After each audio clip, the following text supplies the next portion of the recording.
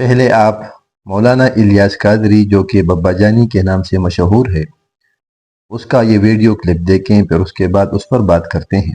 درد کی جگہ پر ہاتھ رکھ دے اور پڑھیں دادا صاحب کی گھوڑی۔ یہ کوئی بزرگ ہوں گے تو ان کی طرف یہ منسوب ہوگا۔ دادا صاحب کی گھوڑی وہی اندھیری رات، فلاں کا درد، فلاں کی جگہ نام لے، فلاں کا درد فلاں جگہ کا، مثلا زید کا درد سر کا جائے، سر پہ آپ دم کرنا چاہتے ہیں تو یوں کہیں دادا صاحب کی گھوڑی وہی اندھیری رات، زید کا درد سر کا جائے۔ لوگوں نے قرآن و حدیث کو چھوڑ کر من گڑت روایت اور قصوں کے پیچھے وہ دین کو استعمال کرنا شروع کر دیا ہے، حالانکہ قرآن و حدیث میں سب چیزیں موجود ہیں۔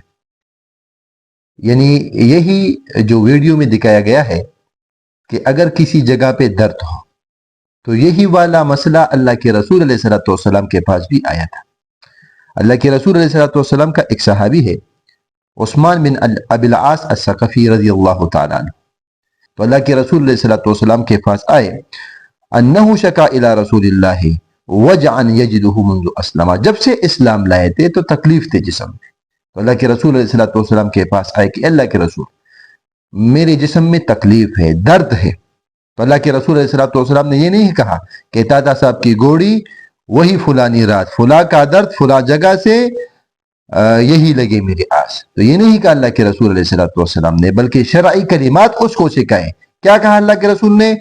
ضع یدک علی الذی تألم من جسدک، جہاں پر درد ہے وہاں پر اپنا ہاتھ رکھو، اور پھر کیا کہنا ہے؟ داتا صاحب کی گھوڑی نہیں، بسم اللہ ثلاثا، اللہ کا نام 3 مرتبہ لینا ہے، بسم اللہ بسم اللہ بسم اللہ، وقل 7 مرات، اور 7 مرتبہ یہ کہنا ہے اعوذ باللہ وقدرتہ من شر ما اجد واحاذر، اور ایک روایت میں ہے اعوذ بعزت اللہ وقدرتہ من شر ما اجد واحاذر۔